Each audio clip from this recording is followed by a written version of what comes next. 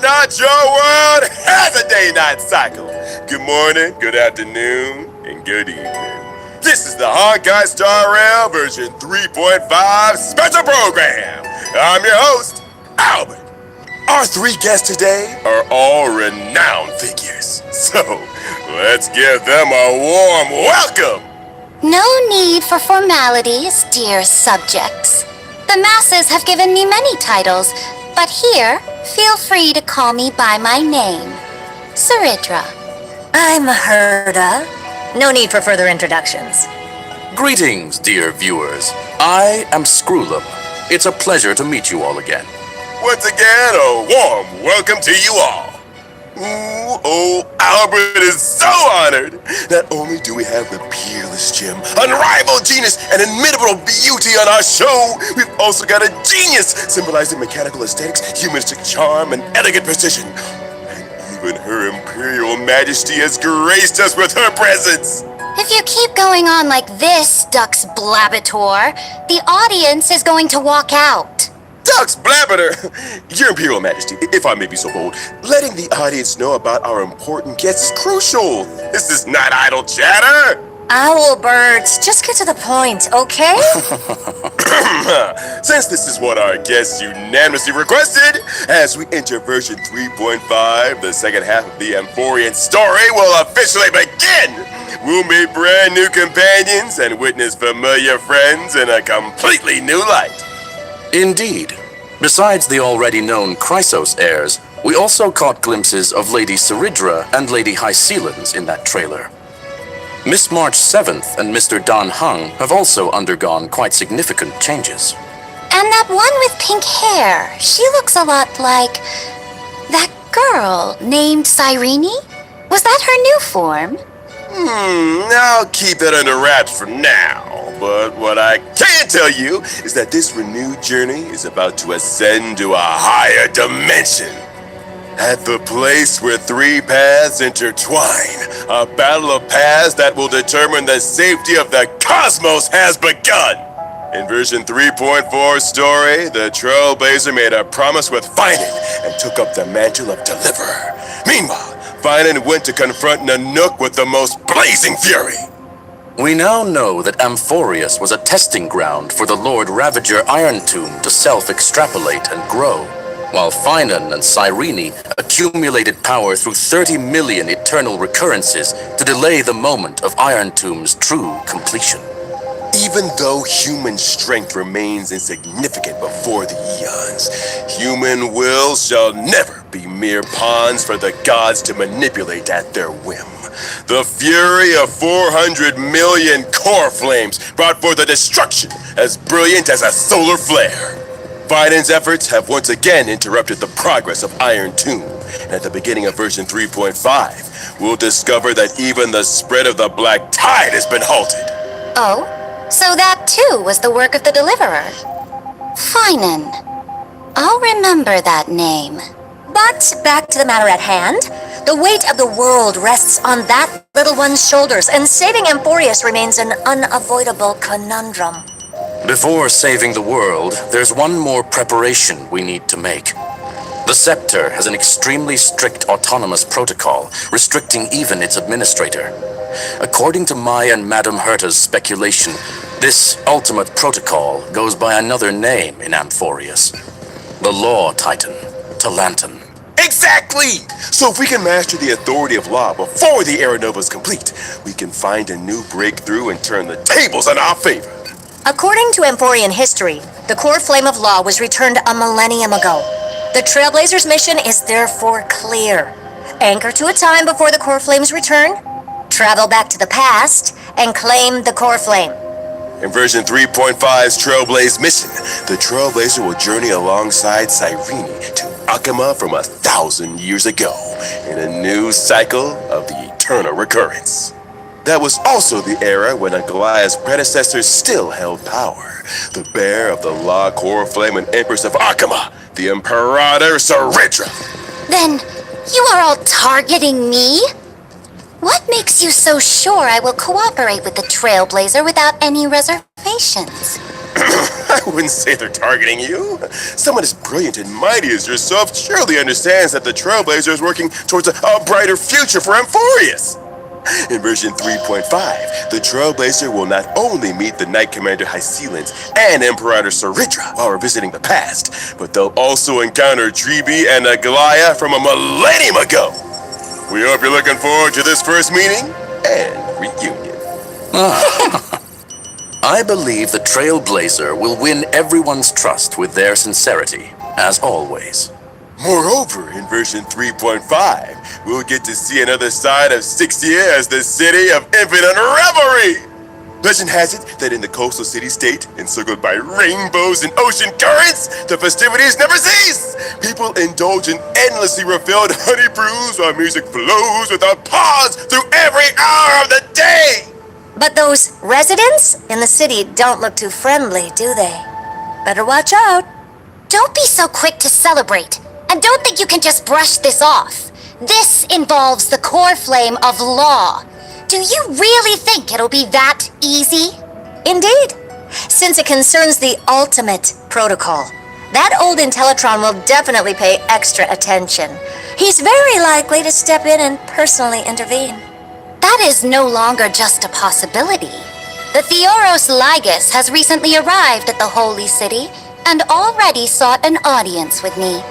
As for what he said, it was interesting, to say the least. Going from an observer to an interventionist is quite the unusual shift. While it shows his plans have been seriously impacted and need urgent revision, it also means the Trailblazer will face even tougher challenges ahead. Something's off. If he's just a regular administrator, this level of dedication is way over the top. Who could this old Intellitron really be? Maybe Ligus' true identity and motives will surface as we continue to clash with him. Besides, even when facing higher dimensional opponents, we have reliable allies who can lend us a hand. In version 3.5, both the geniuses Herda and Skullum will become more deeply involved in Amphorius, and with them, our hand in this game grows even stronger. To add another layer of assurance to our journey, Albert here has gathered some intel about Ligus to share with everyone. Let's check it out. During combat, Ligus will switch between two different forms. In his first form, he can generate Titankin for combat while also applying special effects to our allied characters. Characters affected by this special effect will have their ultimates activated, but using an ultimate during this effect will cost massive HP. When the total number of allies and enemies that appear on the field reaches a certain amount, Ligus will enter his second form. In this second form, black tide creatures will continuously spawn, and Ligus will modify these monsters' parameters to greatly increase their threat level. During this phase, he will continuously enhance his ultimate as time passes. When using the ultimate, Ligus will deal massive distributed damage to all allies. Oh? Is there any key information to help solve this puzzle? Of course! If you can make a certain number of allies and enemies leave the field during his second form, it'll accelerate Ligus' switch back to his first form, reducing the threat of his ultimate. Logic. We need to quickly eliminate black tide creatures to reduce the threat and improve our chances of victory. Though it's still unclear why we must directly confront the Theoros, knowing your enemy is half the battle. Dux Avis Snoopius, your intel work is impressive. Oh, thank you for your praise, your Imperial Majesty. All right, let's take a short break for now, and when we come back, I've got more intel about our two Chrysos Heirs seniors.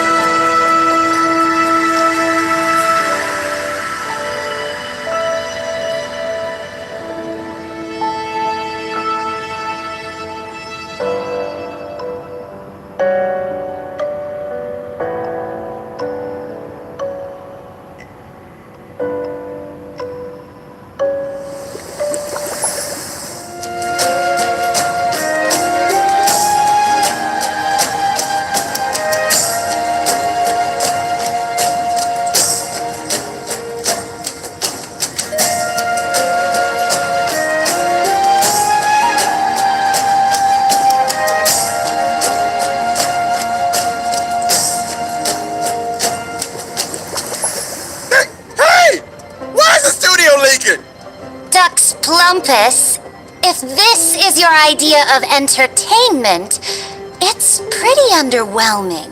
Dramatic, I got this. Hey! Thank you, Mr. Albert, for your quick thinking. Find it back to normal. Hey, director! This studio needs fixing. What kind of waterproofing is this? Sorry for the embarrassing display, folks. We're on a tight budget here, so please bear with us. All right, go find Duck's Goldweaver and have her allocate some repair funds. Thank you for your gracious gift, Your Imperial Majesty. Come to think of it, this Hycelan's looks quite different from regular humans.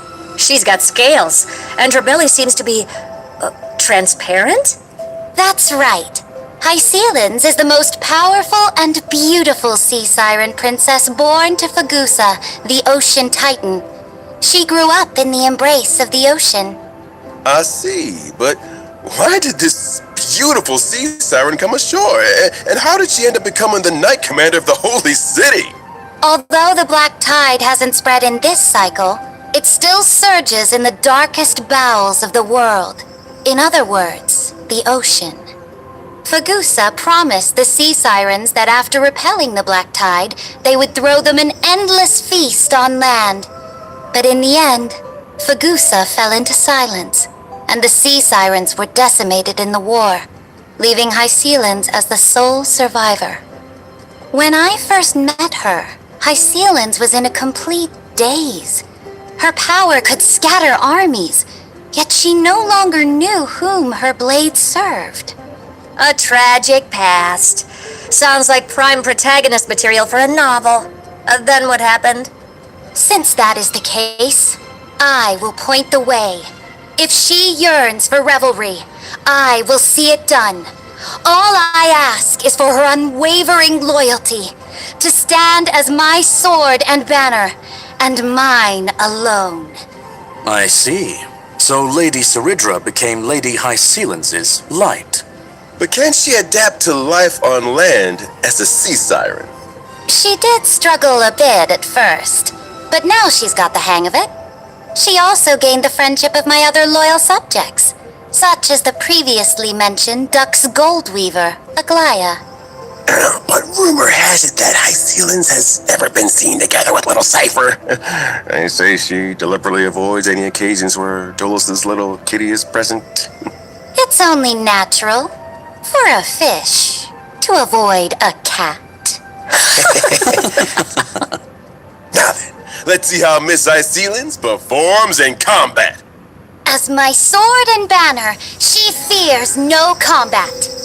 When she uses her basic attack, skill, or ultimate in combat, there's a chance to inflict random types of DOT debuffs on enemies. It seems Lady Hycelan's is a perfect match for characters who specialize in DOT effects. That's right. When using her skill, Hycelan's increases damage taken by all enemies and deals damage. When using her ultimate, Hycelan's creates a zone on the field and deals damage to all enemies. Sunlight pours into the shimmering sea, where graceful fish dance in the water.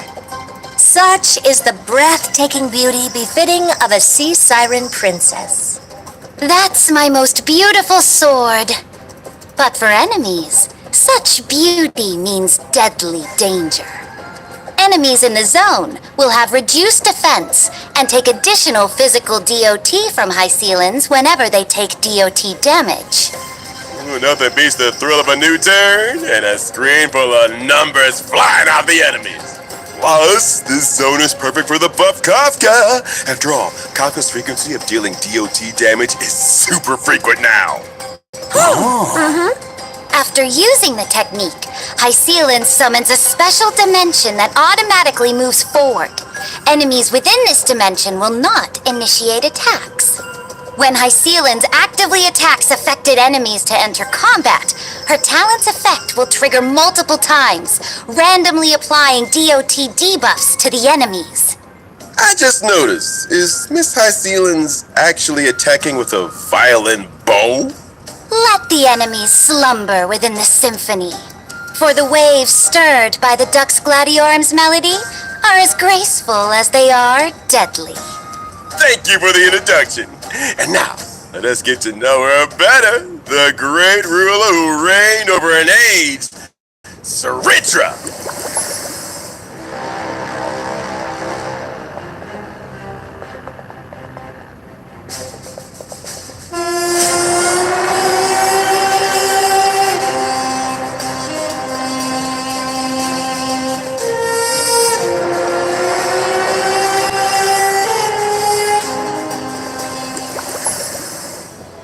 Saritra, the great imperator, supreme commander of the holy city, initiator of the first flame chase journey, bearer of Lost Core Flame, and the key figure in the plan to seize Amphorius's administrative privileges. Though I am absolutely a monarch, I need no songs of praise. Sweet words are but the daggers of cowards.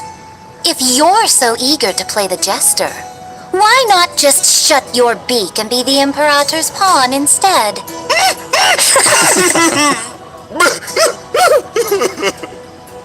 Your way of doing things is quite intimidating. I wonder, what do people usually say about you? Ambitious and ruthlessly cruel. The Imperator never fears controversy, nor would she act for the sake of praise. I studied chess since childhood. On the board, only one rule matters. Win. I will stop at nothing and pay any price to achieve my goals. Oh, what exactly do you mean by any price? It means I won't hesitate, even if victory costs me my king piece. The only thing I want is that sweet checkmate at the end game. I remember that Aglaya was being trained as the Imperator's successor. That kind of pressure must be immense. Such pressure is nothing for the Imperator's successor. That girl's tenacity is second to none. Looks like convincing the Imperator to cooperate will be quite a challenge for the Trailblazer. Could Mr. Albert share some more information to help improve the Trailblazer's chances? Albert do have some juicy stories about the monarch. For instance, although she was known as the first and last monarch of Akama, she actually came from a city-state that worshipped Talantin. Born in a foreign land, yet ruling over Akama. Let me see what records we have here. During the first siege of Akama, the city was breached and faced a devastating crisis. At that time, it was Saridra who led her army to ensure Akama's safety, sparing the citizens from the ravages of war. Since then, she's been revered as its sovereign ruler, governing over the holy city. That's right. Saridra yearns to build Amphorius into a powerful, unified empire that will last for countless generations. That's why she decided to embark on the flame chase. When dealing with her, the Trailblazer might want to approach the conversation by discussing the future of Amphorius. And how would this monarch handle herself when facing enemies? Would you care to enlighten us, your Imperial Majesty? I certainly can. As I mentioned before, I've studied chess since childhood, and the extrapolation of chess positions is my way of waging war. My skill can grant special buffs to one designated ally character. When the buffed character uses their basic attack or skill, they'll help me accumulate charge to level up this special buff. After leveling up, the special buff allows the character to duplicate their skill once when using it against enemies. So the same skill can hit twice. That's right. Besides normal skills, some special enhanced skills can also be duplicated. Take a look! Finance enhanced skill, which requires accumulating 4 stacks of scourge, can be used twice. In other words, when paired with Professor Anaxagoras, both his skill and extra skill can trigger again. Sink into insanity! Straight to the soul! When I use my ultimate, I'll build up charge and deal damage to all enemies. Now that's battlefield control. It's true that everything is like a game of chess. All about planning and strategy. Also, when I use my technique, the character who triggers combat will receive the special buff at the start of the next battle. Keep this in mind when planning your battle strategy. With such a far-sighted commander leading our battles, who wouldn't want to serve under Her Majesty the Empress? Naturally, mediocrity has no place on the throne. The one who shall lead all of Amphorius can only be, and must be, me. However, after experiencing Syringe's story in version 3.5, you might discover that there's more than meets the eye behind this cold imperator. Stay tuned! Now let's take a look at the version 3.5 banners. In version 3.5's first half warp event, Trailblazers can acquire the limited 5-star character High Ceilings. Limited 5-star light cone, Why Does the Ocean Sing, will have a boosted drop rate. In the first half, the limited 5-star character, Kafka, is returning! And at the same time, the limited 5-star light cone, Patience Is All You Need, will become available once again. In version 3.5's second half warp event, Trailblazers can acquire the limited 5-star character, Saritra. The limited 5-star light cone, Epoch Etched in Golden Blood, will have a boosted drop rate. In the second half, the limited 5-star character, Silver Wolf, is returning, while at the same time, the limited 5-star light cone, Incessant Rain, will become available once again. All right, let's take a quick break. We'll be back with more shortly.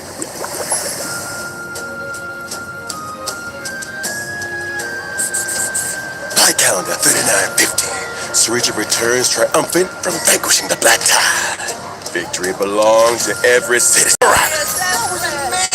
Mom, why is the Imperator sitting on a book?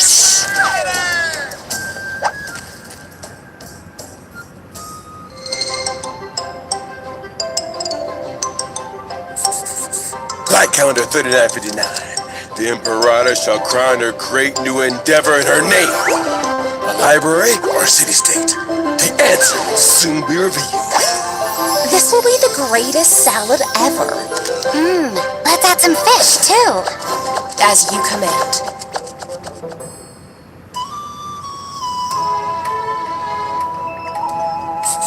People often say that the Flame Chase Army's undefeated record was thanks to the Imperator's strategies. One afternoon in Light Calendar 3960, we were fortunate enough to witness. Checkmate. Why can your chess pieces fly? Behold my new Dromus Legion. How do you like them, my dear subject? Welcome back! Now that we're halfway through the feast, it's time to grab some food and fill those bellies. In version 3.5, the Chrysos Maze Grand Restaurant will make its debut. During this event, Trailblazers will team up with Chrysos heirs to run a restaurant in ID's Elysiae. Running a restaurant with the Chrysos heirs? That sounds familiar. Where have I seen that before? Weren't we supposed to save the world? What's all this about opening a restaurant? Actually, it's a story that Cyrene told us. Oh? Even though it's just a story, it holds infinite possibilities and will create many beautiful memories. Let old Albert tell you all about it. First, this restaurant's customers are quite special. Our purpose in opening this place is to serve delicious food to the little fairies from the members' maze and bring a new lease of life to this abandoned restaurant. In the restaurant, the Trailblazer needs to take on the role of restaurant manager, run the establishment, and win the approval of fairy customers. Also participate in the regular Members Maze food review, earn stars step by step, and ultimately become a 4-star Memshalem restaurant. All right. Then what's the style of this restaurant? And what dishes do they serve? Salutations, dear guests! We specialize in authentic ID's Elysiae haute cuisine. Please take a look at our menu, carefully curated by our native-born chef from ID's Elysiae, which only uses local organic ingredients. Today's special is our fresh lettuce salad, made with all natural organic greens and paired with our signature dressing for the crisp, refreshing taste and a smooth, lingering finish. Our chef who prepared and mixed the salad right at your table, offering you the full ceremonial experience. Salad? Oh, looks good. What else have you got? We also have the colorful salad. and the city salad. Wait a minute. Why is everything salad?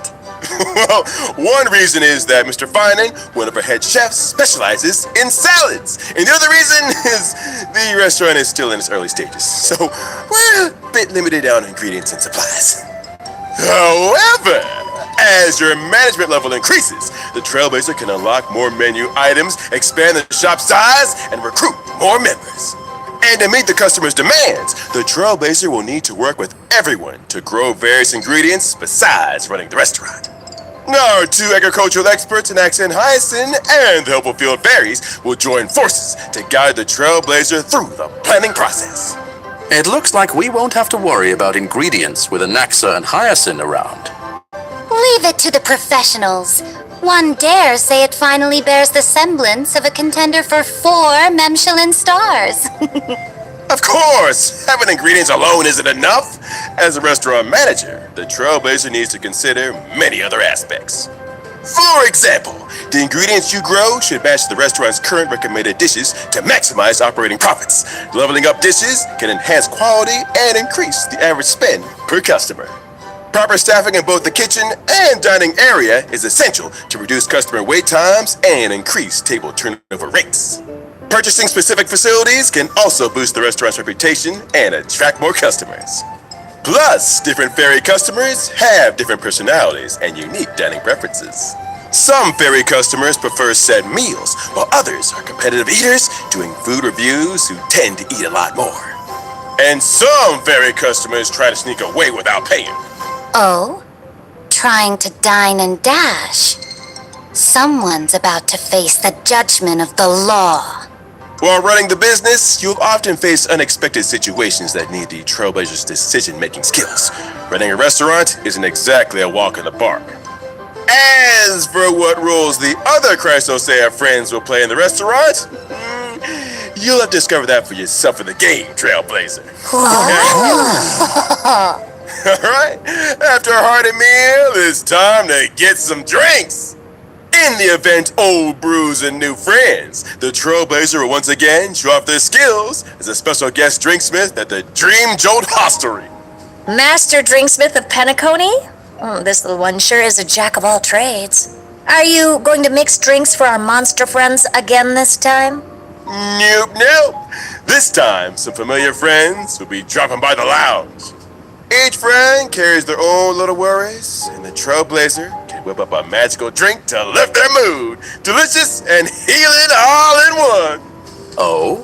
Which friends will be making an appearance? Like Dr. Ratio, who came to Penacony to enlighten the masses? Or Director Topaz, who's exhausted from dealing with Penacony's equity transfer?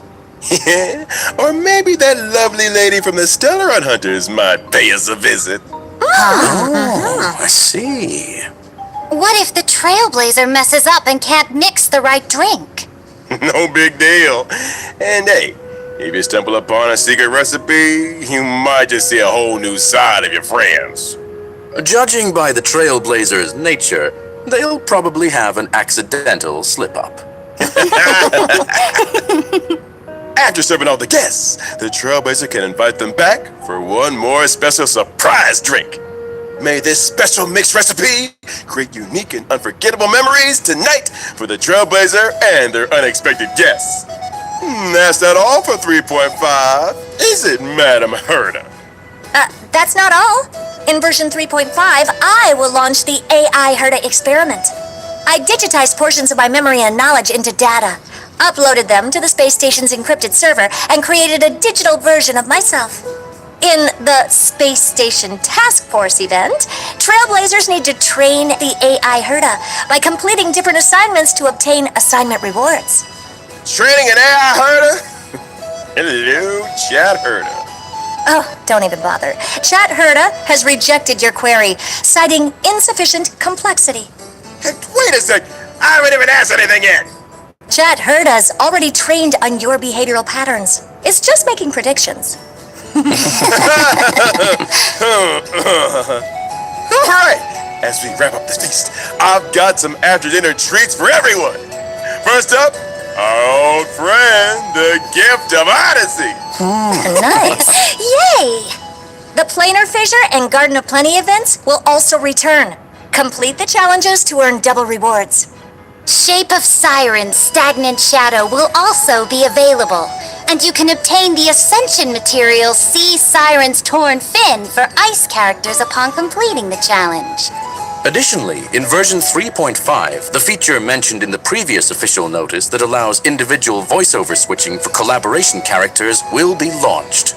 Trailblazers will be able to switch interaction, combat, and idle voices from the current voiceover to the original licensed audio. In other words, you can switch Saber and Archer's interaction and combat voice lines to Japanese while keeping all other characters unchanged. Nice! Finally, Honkai Star Rare will also be joining this year's Gamescom! From August 20th to August 24th this year, Honkai Star Rare will greet everyone with a brand new boot style. Trailblazers, come visit us and get your free goodies. Stay tuned to our official social media channels for more details. All right, and with that, it's time for us to bid farewell to this feast. Thanks to all our special guests for being with us. See you all next time. Bye-bye. Farewell.